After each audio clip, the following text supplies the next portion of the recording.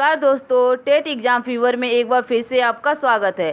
Friends, इस video में हम लोग पढ़ेंगे UP DElEd second semester social science सन 2016 के प्रीवियस ईयर क्वेश्चन पेपर। तो फ्रेंड्स, यदि आपको ये वीडियो पसंद आती है तो प्लीज़ ज़्यादा से ज़्यादा लाइक, शेयर और सब्सक्राइब कीजिएगा। तो चलिए वीडियो शुरू करते हैं। फ्रेंड्स, आज का हमारा टॉपिक है यूपी डीएलएड सेकेंड सेमेस्टर के अंतर्गत सन 2016 के सोशल साइंस के प्रीवियस ईयर क्वेश्चन पेपर। तो फ्रेंड्स, आज हम लोग इस प्रीवियस ईयर क्वेश्चन पेपर को अच्छे से डिस्कस करेंगे। Friends, in previous year question paper को करवाने का एक ही मोटिव है ताकि आपको पता चले कि परीक्षाओं में किस प्रकार से क्वेश्चन पूछे जाते हैं। तो चलिए देखते हैं। पहला प्रश्न है, अजमेर में किस सूफी संत की दरगाह है? तो फ्रेंड्स, अजमेर में ख्वाजा मोइनुद्दीन चिश्ती की दरगाह है। फ्रेंड्स, ख्वाजा मोइनुद्दीन चिश्ती के दो शिष्य थे। एक शिष्य थे शेख हमूदुद्दीन नागौरी और दूसरे शिष्य का नाम था कुतुबुद्दीन बख्तियार काकी। फ्रेंड्स, कुतुबुद्दीन बख्तियार काकी से कुतुबुद्दीन ऐबक बहुत ही प्रभावित थे। इन्हीं के नाम पे इन्होंने कुतुब मीनार की नींव रखी थी, जिसको आगे चलकर इल्तुतमिश ने पूरा करवाया था। ओके, चलिए अगला प्रश्न देखते हैं। अगला प्रश्न है, महमूद गजनवी के भारत पर आक्रमण के समय भारत आए अलबरूनी ने किस ग्रंथ की रचना की? तो फ्रेंड्स, इसका उत्तर है किताब उल हिंद की रचना की थी अलबरूनी ने। फ्रेंड्स, 11वीं सदी में जब महमूद गजनवी भारत आए थे तो उस समय उनके साथ अलबरूनी भी भारत आया था और उसने किताब उल हिंद की रचना की थी। और फ्रेंड्स, शाहनामा जो रचना है यह फिरदौसी की है, जो कि महमूद गजनवी के दरबार में रहते थे। ओके, चलिए अगला प्रश्न देखते हैं। अगला प्रश्न है, दिल्ली सल्तनत के किस वंश में सर्वाधिक शासक हुए? तो फ्रेंड्स, इसका उत्तर है तथाकथित दास वंश। ओके, तो चलिए अगला प्रश्न देखते हैं। अगला प्रश्न है, प्रयाग प्रशस्ति संबंधित है? तो फ्रेंड्स, प्रयाग प्रशस्ति समुद्रगुप्त से संबंधित है। फ्रेंड्स, प्रयाग प्रशस्ति के लेखक हरिश्रेष्ठ है। ओके, चलिए अगला प्रश्न देखते हैं। अगला प्रश्न है, तुगलक वंश का संस्थापक था? तो फ्रेंड्स, तुगलक वंश का संस्थापक गयासुद्दीन तुगलक थे। ओके, और फ्रेंड्स, गयासुद्दीन तुगलक को गाजी मलिक के नाम से भी जाना जाता है। ओके, चलिए अगला प्रश्न देखते हैं।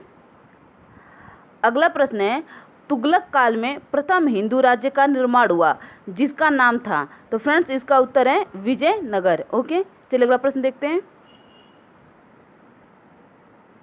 अगला प्रश्न है, चीनी यात्री ह्वेनसांग किस उद्देश्य से भारत आया था? तो फ्रेंड्स, इसका उत्तर है बौद्ध धर्म ग्रंथों की प्रतियां प्राप्त करने के लिए भारत आया था। और फ्रेंड्स, चीनी यात्री ह्वेनसांग किसके शासनकाल में आया था? तो हर्षवर्धन के शासनकाल में आया था। ओके, चलिए अगला प्रश्न देखते हैं। अगला प्रश्न है, भारत के दक्षिण पठार अधिकांश बने हैं? तो फ्रेंड्स, इसका उत्तर है आग्नेय शैलों से बने हैं। फ्रेंड्स, शैल कितने प्रकार के होते हैं? तो शैल 3 प्रकार के होते हैं, आग्नेय शैल, अवसादी शैल, रूपांतरित शैल। ओके, चलिए अगला प्रश्न देखते हैं। अगला प्रश्न है, विश्व की 7 आश्चर्यजनक इमारतों के नाम में शामिल है? तो फ्रेंड्स, इसका उत्तर है ताजमहल। ओके, चलिए अगला प्रश्न देखते हैं।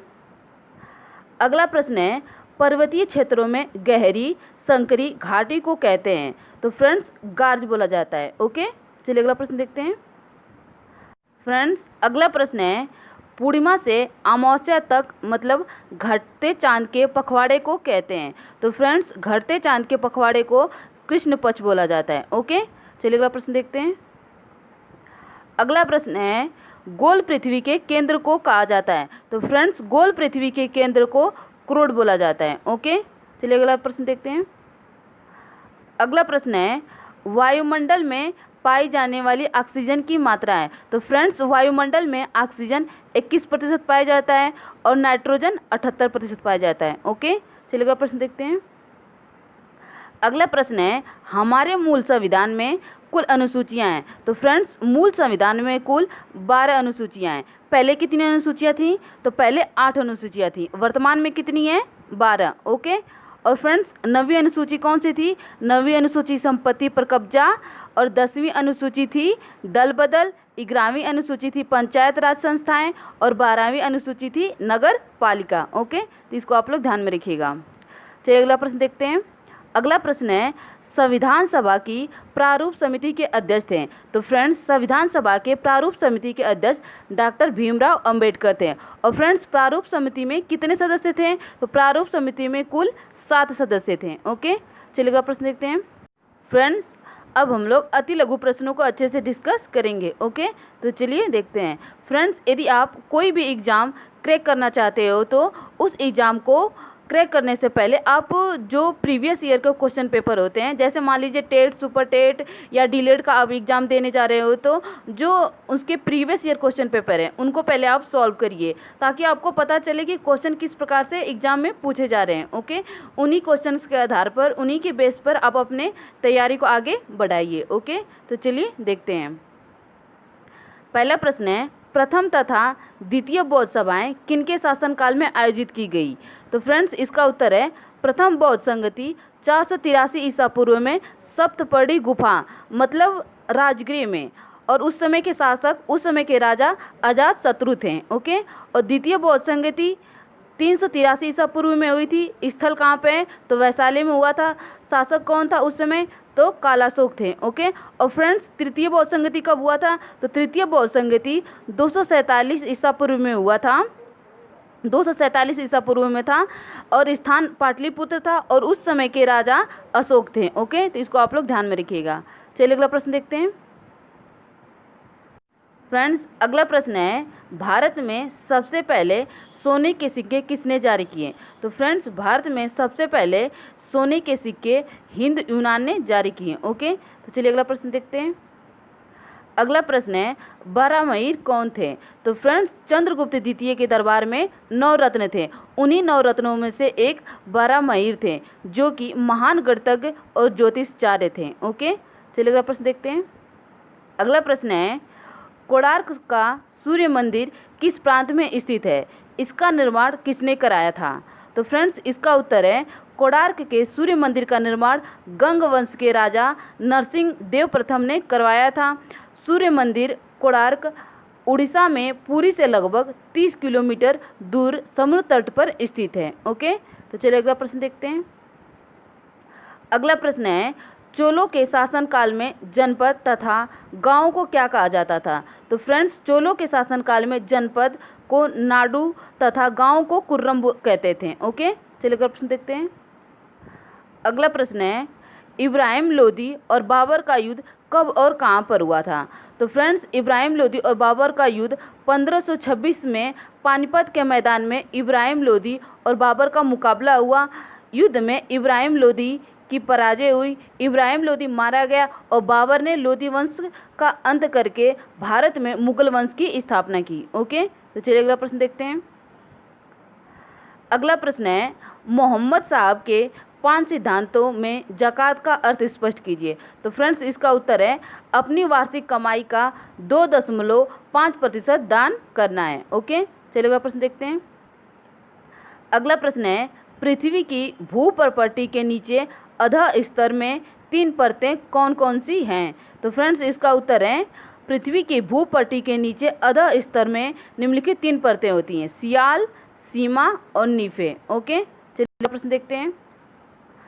अगला प्रश्न है, आग्नेय सेल की विशेषताएं बताइए। तो फ्रेंड्स, इन सेलों की निम्न विशेषताएं हैं। ये चट्टानें जीव जंतु एवं वनस्पति रहित हैं। ये रवेदार चट्टानें हैं। ये कठोर एवं अपारगम्य चट्टानें हैं। इन चट्टानों में परतें नहीं होती हैं। ओके, चलिए अगला प्रश्न देखते हैं। अगला प्रश्न है, ज्वालामुखी कितने प्रकार के होते हैं? तो फ्रेंड्स, ज्वालामुखी 3 प्रकार के होते हैं, सक्रिय ज्वालामुखी, सुषुप्त ज्वालामुखी, मृत या शांत ज्वालामुखी। ओके, चलिए अगला प्रश्न देखते हैं। फ्रेंड्स, अगला प्रश्न है, सूर्यताप किसे कहते हैं? तो फ्रेंड्स, इसका उत्तर है पृथ्वी की सतह पर प्राप्त होने वाले सौर विकिरण को सूर्यताप बोला जाता है। ओके, चलिए अगला प्रश्न देखते हैं। अगला प्रश्न है, मिस्टल तथा ब्लिजर्ड किस प्रकार की हवाएं हैं? तो फ्रेंड्स, इसका उत्तर है मिस्टल यह ठंडी ध्रुवीय हवाएं हैं जो रोन नदी की घाटी से होकर चलती हैं। ओके, अगला पॉइंट है, ब्लिजर्ड जिसको हिम झंझावात भी बोला जाता है, यह बर्फ के कणों से युक्त ध्रुवीय हवाएं हैं। रूस के टुंड्रा प्रदेश एवं साइबेरिया में ब्लिजर्ड का स्थानीय नाम क्रमशः पुरगा व बुरान है। ओके, तो चलिए अगला प्रश्न देखते हैं। फ्रेंड्स, अगला प्रश्न है, संविधान सभा कब बनाई गई, इसमें कुल कितने लोग थे? तो फ्रेंड्स संविधान सभा की कुल सदस्यों की संख्या 389 थी। ओके, जिसमें से 292 सदस्य ब्रिटिश प्रांत से थे और 93 सदस्य देसी रियासत से थे तथा शेष 4 सदस्य चीफ कमिश्नर से थे। ओके, तो इसको आप लोग ध्यान में रखिएगा कि संविधान सभा में कुल 389 सदस्य थे, जिसमें से 292 सदस्य ब्रिटिश प्रांत से और 93 सदस्य देसी रियासत से थे तथा 4 सदस्य चीफ कमिश्नर से थे। ओके, अगला पॉइंट है, प्रत्येक संप्रभु राष्ट्र का अपना एक संविधान होता है। भारत का भी अपना एक अलग संविधान है जिसे संविधान निर्मात्री सभा ने तैयार किया था। ओके, चलिए आगे देखते हैं। अगला पॉइंट है, कैबिनेट मिशन योजना के अनुसार जुलाई 1946 में संविधान सभा के 296 स्थानों के लिए चुनाव हुए। ओके, अगला पॉइंट है, संविधान सभा का प्रथम अधिवेशन 9 दिसंबर 1946 को प्रारंभ हुआ तथा डॉक्टर सच्चिदानंद सिन्हा को सर्वसम्मति से सभा का अस्थायी अध्यक्ष चुना गया। ओके, तो फ्रेंड्स यहाँ से आपके 2 प्रश्न बनते हैं कि संविधान सभा का प्रथम अधिवेशन कब हुआ था। तो संविधान सभा का प्रथम अधिवेशन 9 दिसंबर 1946 को हुआ था और संविधान सभा के अस्थायी अध्यक्ष कौन थे? तो संविधान सभा के अस्थायी अध्यक्ष डॉक्टर सच्चिदानंद सिन्हा थे, जो कि सभा में उपस्थित सबसे बुजुर्ग व्यक्ति भी थे। कौन थे? डॉक्टर सच्चिदानंद सिन्हा। ओके, चलिए आगे देखते हैं। अगला पॉइंट है, 11 दिसंबर 1946 को कांग्रेस के वरिष्ठ नेता डॉक्टर राजेंद्र प्रसाद को संविधान सभा का स्थायी अध्यक्ष निर्वाचित किया गया। ओके, तो फ्रेंड्स अगला पॉइंट है, जब दूसरा अधिवेशन हुआ था, जब दूसरी बैठक हुई थी 11 दिसंबर 1946 को, तो उस समय कांग्रेस के वरिष्ठ नेता डॉक्टर राजेंद्र प्रसाद को संविधान सभा का स्थायी अध्यक्ष निर्वाचित किया गया। ओके, अगला पॉइंट है, संविधान का उद्देश्य प्रस्ताव पंडित जवाहरलाल नेहरू द्वारा 13 दिसंबर 1946 को प्रस्तुत किया गया था। ओके, तो फ्रेंड्स जब तीसरी बैठक हुई थी, कब? 13 दिसंबर 1946 को, तो उस समय पंडित जवाहरलाल नेहरू द्वारा उद्देश्य प्रस्ताव को प्रस्तुत किया गया था। ओके, तो इसको आप लोग ध्यान में रखिएगा। पहली बैठक कब हुई थी? 9 दिसंबर 1946 को, दूसरी बैठक 11 दिसंबर 1946 को और तीसरी बैठक 13 दिसंबर 1946 को, जिसमें पंडित जवाहरलाल नेहरू द्वारा उद्देश्य प्रस्ताव को प्रस्तुत किया गया था। ओके, तो चलिए अगला प्रश्न देखते हैं। अगला प्रश्न है, पंथ निरपेक्ष से आप क्या समझते हैं? तो फ्रेंड्स पंथ निरपेक्ष राज्य उस राज्य को कहते हैं जिसमें राज्य की निगाह में सभी पंथ मतलब सभी धर्म समान होते हैं। ओके, तो फ्रेंड्स आज के लिए बस इतना ही। फ्रेंड्स आज हम लोगों ने अच्छे से UP DElEd second semester social science सन 2016 के प्रीवियस ईयर क्वेश्चन पेपर को अच्छे से डिस्कस किया। ओके, तो फ्रेंड्स यदि आपको ये वीडियो पसंद आती तो प्लीज़ ज़्यादा से ज़्यादा लाइक शेयर और सब्सक्राइब कीजिएगा। धन्यवाद।